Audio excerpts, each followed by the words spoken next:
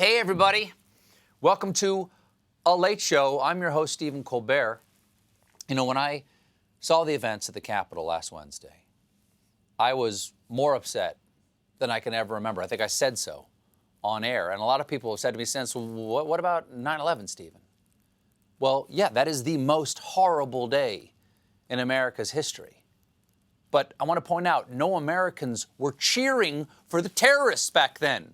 No one was making excuses for the terrorists. No one was pretending that they weren't terrorists. And now that we've had some time to learn more and see more of what happened on that terrible day last week, all I can think is, oh, Stephen from last week, you sweet, naive child, how could you have been so calm? Because this attack was far worse than it first looked. The terrorists who stormed the Capitol weren't just a bunch of yahoos fed a steady diet of lies, vape juice, and Monster Energy drink. This was a coordinated and planned attempt to terrorize, if not kill, our nation's elected leaders. Okay, and the prompter just says, insert joke here. Can we get a really good joke there? Super topical, on point, but really funny and heals a nation? Thank you. Because we're learning that those rioters brought more than just stupid hats and patchy beards. The chief of the Capitol Police, who has since resigned, was shocked by what he saw, telling the Washington Post they came with riot helmets, gas masks, shields, pepper spray, fireworks, climbing gear, explosives, metal pipes, baseball bats, holy dicks, sporting goods. Meanwhile, at the George Floyd protest this summer, they wouldn't let you bring a hoagie because it might make the police hangry. Oh, but wait, there's worse. Here's a, for some reason, underreported detail. Pipe bombs were found at both the DNC and RNC buildings, which the former Capitol Police Chief now suspects were an intentional effort to draw officers away from the Capitol perimeter. That is some professional level insurgency tactics committed by homegrown terrorists on a jughead jihad. They're yee-hotties. To understand the true horror that was perpetrated in our Capitol building, just look at graphic moments like these, where rioters nearly crushed an officer to death who was stuck in a doorway, and then grabbed another officer, dragged him down the steps, and proceeded to beat him with poles bearing the American flag while chanting, USA. So it's hard to pin down exactly what these idiots believe in. Black Lives Matter? Oh, no. Blue Lives Matter? Yes. But only if we're not currently trying to murder them with the stars and stripes. And it could have been even worse. Another terrorist was arrested after authorities searched his car and found 11 Molotov cocktails. And if any of you out there think it's wrong to call these people terrorists, consider this. You're wrong. According to GOP Congressman Peter Meyer, some Republicans knew in their heart of hearts that they should have voted to certify Biden's win, but some had legitimate concerns about the safety of their families. They capitulated to armed, violent extremists. Well, that's the GOP's new motto. We don't negotiate with terrorists, we just give them what they want. Now, no surprise. The people who survived this violent attack, they're a little cranky. This morning, House Democrats formally introduced an article of impeachment against the president. So it's time for our I Hoped I'd Never See sequel. Don and the Giant Impeach 2. Go fast, we're furious. You knew damn well I was a snake before you took me in.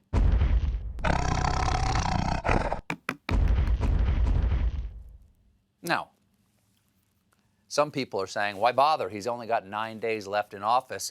To them, I reply, he's got 9 days left in office. You can do a lot in 9 days. That's enough to create the entire universe and then take a 3-day weekend. For Pete's sake, 6 days ago, the president had not yet inspired murder in the Capitol. Might have been a good idea to have impeached him way back then. But impeachment does take time. Time democracy may not have, which is why House Democrats introduced a resolution today that calls on Mike Pence to remove the president under the 25th Amendment. Democrats and Mike Pence might make strange bedfellows, but as long as Mother's in the room, it's kosher. I mean, it's not kosher, but you get the idea. So far, Mike Pence appears to have little appetite for going forward with that. Okay, how do we increase his appetite? Have they tried slathering the 25th Amendment with mayo and slapping it between two pieces of Wonder Bread? Now, you'd think Pence would be more into this idea, considering what the rioters were chanting. Hang Mike Pence! Hang Mike Pence! Hang Mike Pence! Hang Mike Pence! What part of hang Mike Pence does Mike Pence not understand? It's his name and one verb. Either Mike Pence is unbelievably forgiving or he just gets off on erotic asphyxiation. Either way, he's living up to the immortal words of Nathan Hale. I regret I have but one life to give for the president who wants his followers to murder me. By the way, crowd, if you're going to hang Mike Pence, you gotta catch him first. But the Veep hasn't entirely ruled out invoking the 25th. Reportedly, Pence wants to preserve the option in case the president becomes more unstable. More unstable? Really? Mr. Dahmer, we've been through your freezer, and we are deeply disturbed by what we found. I'm letting you off with a warning this time, but if we see any signs that you're feeling snacky, there will be serious consequences. Anyway, sorry to interrupt your dinner. Pence isn't the only Republican looking to give the president a pass. So is House Minority Leader and man pointing to where his balls used to be, Kevin McCarthy. On Friday, McCarthy argued impeaching the president with just 12 days left in his term will only divide our country more. Well, maybe our country needs to be divided by prison glass. We can still talk, Kevin, but you're going to want to pick up the little phone first. Now, what Kev needs to realize is that if you flirt with fascism long enough, before you know it, you're married with two kids, Adolf and Benito. And hey, all you hand-wringing hypocrites, everyone wants the United States to be united. It's kind of our thing. You know, one nation under God, indivisible. But speaking of God, what I learned in Sunday school is that in order for there to be reconciliation, there must first be repentance. That's why you don't begin confession with, "Bless me, Father, I've done nothing wrong. Antifa coveted my neighbor's wife." Who can blame him? Look at the can on her. Another Republican deep in denial is Missouri Senator and man with resting Joker face, Roy Blunt. Yesterday, Blunt was on the Nation Face and explained we don't need to impeach the president because he's learned his lesson. Now, my personal view is that the president touched the hot stove on Wednesday and is unlikely to touch it again. Unlikely. Now, I'm not going to say there's no chance that he'll use his personal army of paramilitary terrorists to overthrow the government, but you know, 60-40. Let's roll the dice together, America. Come on, Daddy needs a panic room under the rotunda. Snake eyes. And by the way, he's unlikely to touch the hot stove again. The president isn't exactly famous for not touching things he shouldn't. May I remind you, Roy boy, the POTUS didn't just incite a crowd to riot. The president was deeply involved in the planning of the rally, sending multiple tweets encouraging his followers to come to Washington on January 6th and promising, "Be there, we'll be wild." He didn't touch the hot stove. He rented an apartment. He bought a stove. He installed it. He stuffed it with oily rags. He turned on the gas, ripped out the smoke alarm, invited all of his friends over, and threw in a lit match saying, "True patriots, go touch that stove. If you need me, I'll be at home watching it all on TV while pleasuring myself with a double cheeseburger." He hasn't been impeached yet, but the president has suffered some consequences. On Friday, citing the risk of him fomenting more violence, Twitter banned the president permanently. Oh, damn! A lifetime Twitter ban has got a sting. They took away his precious.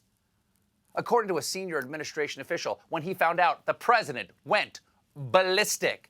A troubling description of a man who still has the nuclear codes. I mean, he blew up. He went DEFCON 4. His anger detonated in a white flash of light and then mushroomed out, destroying everything in its path. I guess what I'm saying is the fat man acted like a little boy.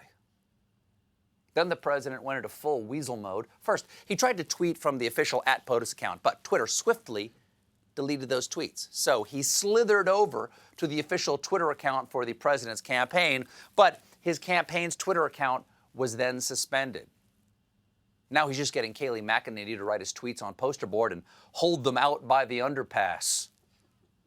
But Twitter isn't the only social media site that wants nothing to do with our president. He's also been banned or restricted from a bevy of other platforms, including Facebook, Snapchat, Instagram, Reddit, and even Twitch. What are you waiting for, Pornhub? The president can't even turn to alt-right cesspools because Parler has been shut down after Amazon kicked the website off its servers. Now, for those of you who don't know what Parler is, first of all, must be nice. Second, it's Twitter, but all trolls. It's like a Thanksgiving dinner where the whole table is just racist uncles.